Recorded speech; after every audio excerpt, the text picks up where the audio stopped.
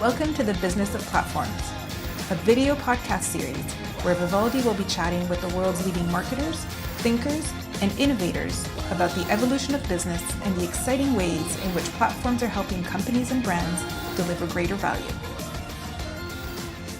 Hey everybody, and welcome to Vivaldi's Business of Platforms podcast, where we talk to investors, advisors, product developers, entrepreneurs, and members of the corporate suite about the platforms business, network effects, what's happening in the changing world today, and how they're leveraging data and the crowd to scale their business with partners and businesses around the world. I'm lucky enough today to be here with Numaan Akram, the founder of Rally, a crowd-powered travel service, which we've been lucky to collaborate on a few projects with him, and he's here to tell you a little bit about what platform business and platform business design and the crowd means to him, and have a good conversation about maybe how his insights could help you take your business to the next level. So Numaan, welcome. Good to see you again. Good to see you. Good to be here with you. Yeah, you bet. Excited to sit down and talk with you. So with that little intro, maybe you could just tell me a little bit about, who is Rally, what is Rally, and get us going. Yeah, we like to call Rally bus rideshare, right? The concept of rideshares is something we're all familiar with. Whether it's taxis or rental cars or car sharing, we've seen how much technology can affect personal mobility. But what Rally's working on is how technology affects high occupancy vehicles, group mobility, or what we like to call community mobility. That's where we've moved hundreds of thousands of people by applying the innovations of the sharing economy to the world of buses and vans perhaps too. And yeah, what really interested me about this is platforms, marketplaces, right? Because frankly, I didn't know I was going to be in the bus world, but I always knew as an entrepreneur, what interests me most is platforms and marketplaces. Yeah, so when we talk about platforms, we are constantly passionate about helping business leaders figure out where their latent network effects exist, or what partners or what partnerships or what businesses or what other customers or would-be customers sit around their potential platform business that they could create. Who are your partners? Who are the businesses that participate in your ecosystem, and how are you driving value for them? Yeah, what I love about this business is the multifaceted aspect of the platform that we're making. That oftentimes when you talk about marketplaces, it's supply and demand, connecting two sides. But before I realized all this, what I really started with was the demand. I came from a place of really just wanting to help people get together. How do you move a lot of people? And originally it was moving them to DC. But I knew buses were out there, and I found out it costs thousands of dollars to book a bus. And what I didn't want to do was just put my credit card down and hope. So what I did was, my background's in technology, as you know, and so I created an app and applied those crowd-powered innovations, crowdsourcing the stops, letting people sign up for a ride from wherever they want, but requiring a minimum number of people to sign up to confirm each trip. So I was definitely on the demand side first and assumed that buses were there once I created that demand. And so that first side of creating the demand first and then connecting it with buses was my first intro into the marketplace model. Since then, we've learned a lot about the network effects, and that's what gets me really excited. So how have you seen network effects change the game for you? You started off, obviously, realizing that there's a incredible opportunity here. You saw the demand side. We've all been in those moments where we're like, why doesn't this thing exist? Why isn't that there? Of course, you scratch the surface and you start realizing it's because it's hard. Yeah. But then the network effects kick in. So maybe inspire us or tell us a story about. Yeah, I always appreciate that compliment when somebody says, hey, why didn't I think of that? It does make me feel we're working on something good here. But Yeah, for me, after that first aha moment and getting people to DC, what I realized is it's not about the bus. It's not about transportation. What we're really doing is connecting people and connecting people with their passions mostly. So what is a bus good for? We know traditionally it's for preformed groups, the church, the school, the corporation that wants to go to that company picnic. Mm-hmm. But what we've done is let individuals that are all going to the same place for the same reason, mm-hmm. like a concert, a football game, a NASCAR race. These are all fans that could be watching the game on TV, but they're getting together to be with other fans. Yeah. And so what we're doing is letting them aggregate, network together beforehand, and extending that event experience through the travel time. Right, bringing the bus into the both the inspiration and the idea for the event, as well as the kind of cultural, community, and creative part of it at the same time. That's what I love about it, because this is why people are getting together, and we're letting fans and passionate people meet other fans in their town. Yeah. Right? Have that community experience, right? Social networking isn't only online, yeah. right? We're bringing people together here. Yeah. We have constant stories about people making friendships here, and even if nothing else, they're getting a great ride. But yeah, what I learned since then is the other side of this. Then it's the bus industry. All right, I thought buses, all right, you rent one. But after renting a few, I realized, wow, there's quite a nascent industry here, that it's huge. Buses move more people than any other mode of transportation, period. And the private bus industry is doing 700 million trips a year in the US alone, wow. right? And so what I'm finding is that they're underutilized. Their buses are sitting around empty half the time. That you'd think Greyhound's the only big guys, but no, they only own 3% of the buses. So there's 94% of the buses are companies that own 10 buses each. Wow. Right? So there's thousands of bus companies that got underutilized, they've got no brand to speak of, and no technology. So I just see all the hallmarks of a platform business. Right, so they don't have data, they don't know who's coming and going, yeah. They just know they've got buses sitting in a parking lot underutilized. Yeah. So you're starting to tell me about your ecosystem. So, and it sounds like in the ecosystem, you've got the Greyhounds of the world with unused livery, and then you've got mom and pop, if I can call them that, yeah. busing companies, right, that have available inventory. Who else is in this? Take me around the circle. Who else is in the platform? Who comes around this? I mean, obviously, we've got yeah. travelers, but... Right. So when you talk about travelers, where are they traveling to, right? Events is where we've really concentrated. And of course, our goal is to affect all the use cases of buses, but when we talk about events, mm-hmm. hundreds of millions of event goers a year. For example, the top 4 sports leagues, 100 million event goers. And they're spending money right now. Mm-hmm. Transportation, gas, tolls, parking, not to mention all the softer costs. But who is it that they're going to see? It's the mm-hmm. teams, it's the performers. They're going to a venue. So these are all stakeholders mm-hmm. in the business. They know that if they make it easier to get to their event, more people will come.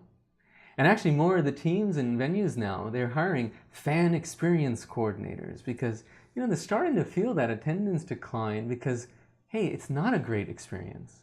And so what we're doing is actually, yes, we're solving a transportation solution for the rider. Yes, we're increasing utilization of buses. But what about the event promoters? Yeah, you're a solution provider for them. Exactly. And somewhere along the journey, one of the things, so we've got the busing companies, the wrapper of Rally, the customer looking to go a place. We've got the customer's friends who they want to bring along for the ride, both probably ones they know and ones they don't know. Mm-hmm. And you've got the events, so concerts, venues, sports teams, public, private, big and small. Mm-hmm. So one of the reasons I love platform business design is because done well, you can't really tell where the marketing ends and the marketing begins. And in some way, there's no marketing, mm-hmm. right? So it's just the end-to-end thing just becomes, if you execute the product well, social media sort of built inside. Tell me a little bit about how all that works for you, what marketing looks like on a day-to-day basis, and where you've seen successes there. Yeah, Tom, I think this is what we connected on early. I'm a product guy too. My background's technology, and so I didn't have a marketing budget when I started this. I built something and put it out to the community, right? And the community is what really took hold of it. There is no trip with Rally. It's all potential. We need that crowd to fund the trip. So our model works where, hey, if you don't participate in the platform, if you're not a promoter in the marketplace, well, then the trip may not happen. So we've got virality built into it because it's a passionate customer base. And so as a true but as a true platform, you've got, I'm imagining, events, event coordinators, sports teams creating the idea for a rally trip and pulling people in that way. But as a true ecosystem on the other side, you've got people coming up with ideas for trips and putting them out there and trying to create inspiration amongst their community to travel to that type of event. Agreed. And this is where what Rally started with was seeding the marketplace. We created trips to every big event you could think of.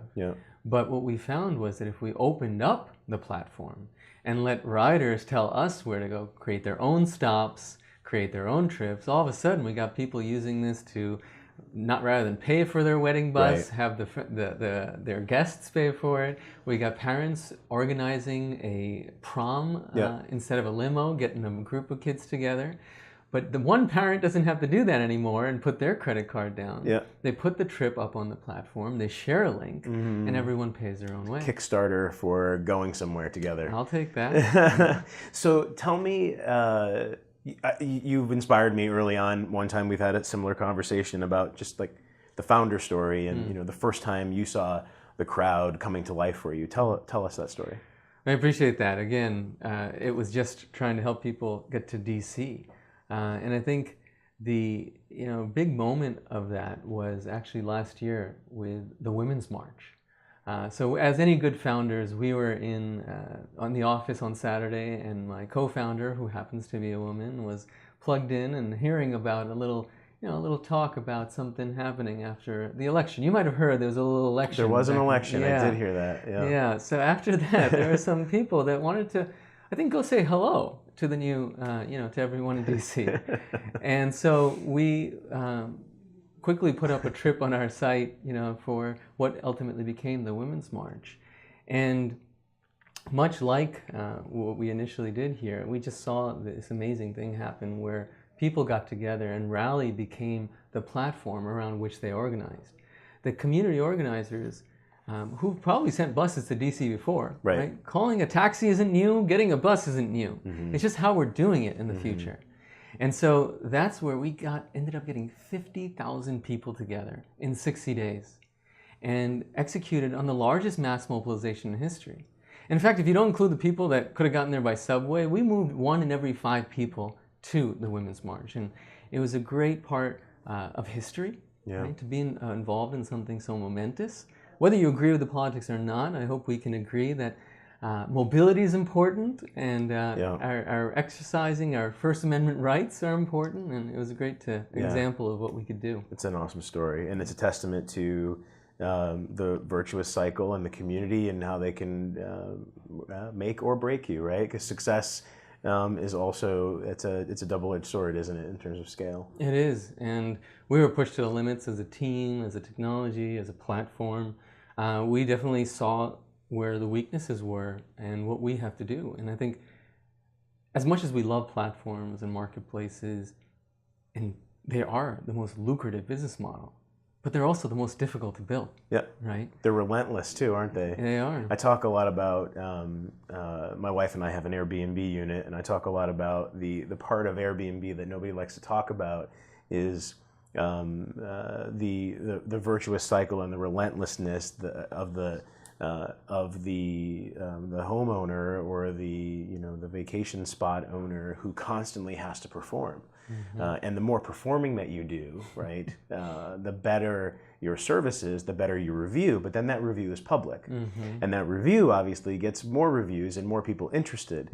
So, people show up and it's like they want to see you perform. So it's like, is so-and-so going to make the cake that she made for somebody else? Is the spread going to be out this time? Yeah. And it because it's virtuous and because the ratings are important and the scale is important, it actually turns into a bit of a pressure cooker. And platform businesses do run that way. It's the engine that keeps them turning, but it also is a tightly wound engine, isn't it? It runs. It is. I mean, I remember reading about one of the first investors that passed on Airbnb, and how he thought about all those challenges. And he was like, man, someone's going to get murdered. Like that's what you guys are going to have that on your hands, right? So the difficulties are there to begin with. Yep. You read about why early investors passed on Uber. Right. And they're like, I don't want to be in the taxi business. I don't want to deal with all the drivers, right? Like, why can't you just sell this as software? Sell it to the software, to the taxi industry. Yep. That's not a platform then, right? Yep.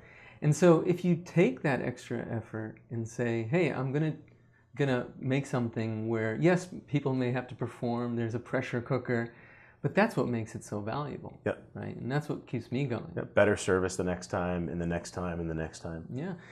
The virtuous cycle, we're improving, you're improving as a host, the platform's improving. Right. I think that's what we see as well. Yeah. So the key in most platforms, not all, and in most marketplaces, but not all, is, especially today, is data. And data is important for you. It's important for your participants in your platform. How has your view of data changed since you started, and what does it mean to the business?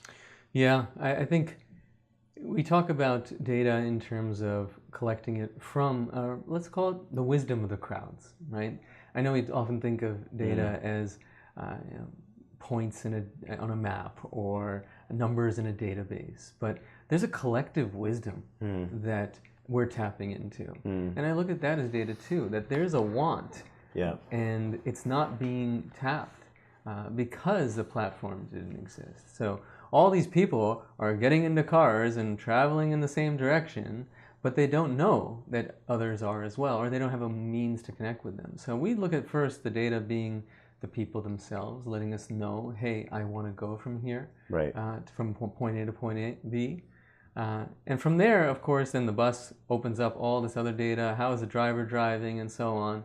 And you can talk about the supply side. And of course, that's what our latest investors are interested in. Sure. So you're leaning in a little bit to the future and what's next. Do you have a roadmap to share with us? What's exciting? What's around the corner that you see in Rally and crowd-powered travel? Yeah. So when you talk about that marketplace, so far it's been really organic. Search for bus to Bills game or bus to almost any venue or team out there. You'll see Rally's the #1 organic search result. But what we went from there was finding other people to participate on the platform, fan clubs, alumni groups. They were out there letting the community know about this. The latest stage of growth is the partnerships with the major players too. So we just announced a partnership with NASCAR. Nice. Or 7 tracks that host the NASCAR races. They love what we're doing. And then our first NFL partner, which just kicked off with the Buffalo Bills.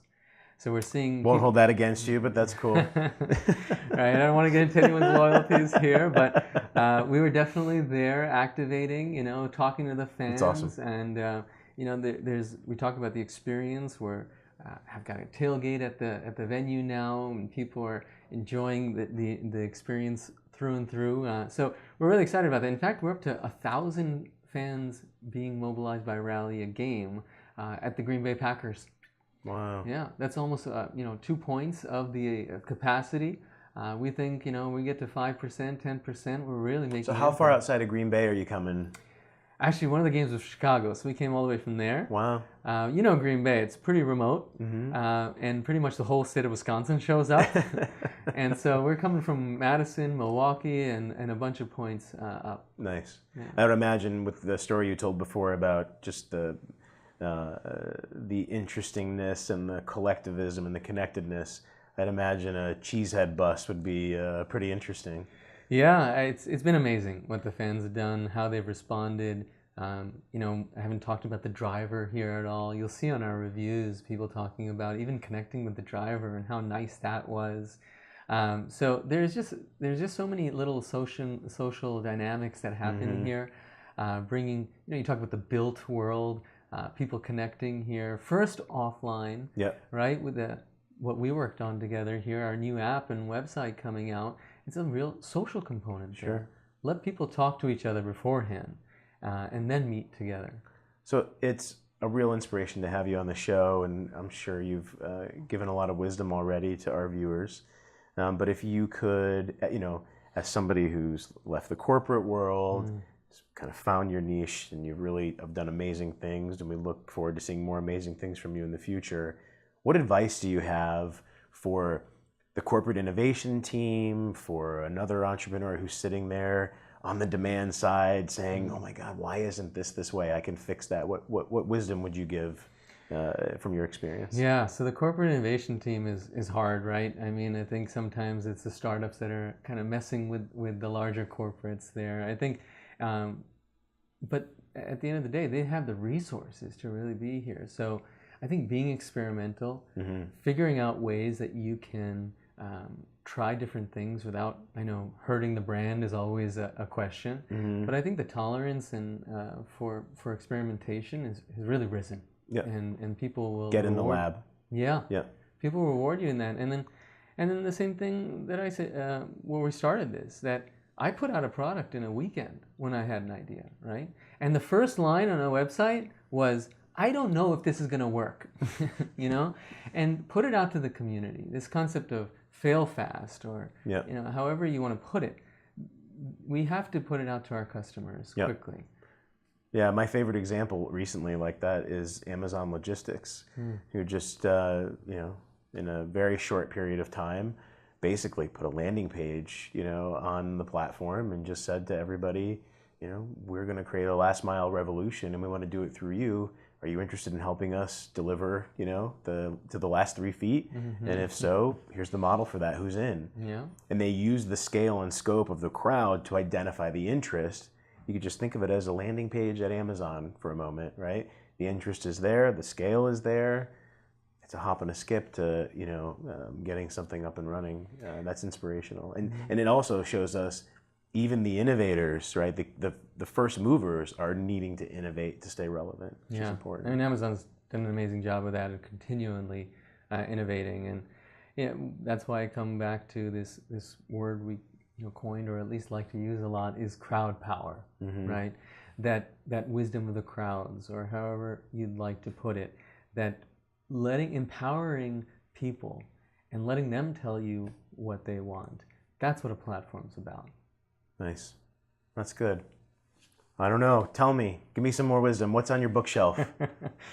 Oh man, I don't think I've read a long form book in a while. You're writing the book. Yeah, there you go. Yeah, I like to think so. Yeah, everyone thinks they got a book in them, right? No, I like to think that I'm expressing myself in different ways, through design, through business. I think I'm a coder. Sometimes I still will jump in there. Nice. And so, yeah, I think expression is what we're all trying to do.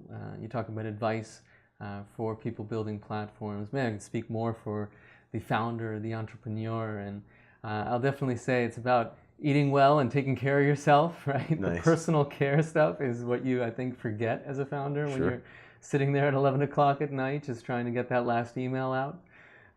But it is something that's really rewarding. Well, we at Vivaldi are proud to be part of your book for sure, and hope to see us in the liner notes someday. And thank you so much for sharing the wisdom with everybody that follows us along. And everybody, Numaan Akram, who's the founder of Rally, hope you got a lot out of it. In the comments and questions, send them along, and we'll make sure he sees it. And we'll see you back the next time when you've moved. How many was it in a weekend? 50,000? So when you've moved 200,000 in a weekend. Thanks so much. Thank you, Tom.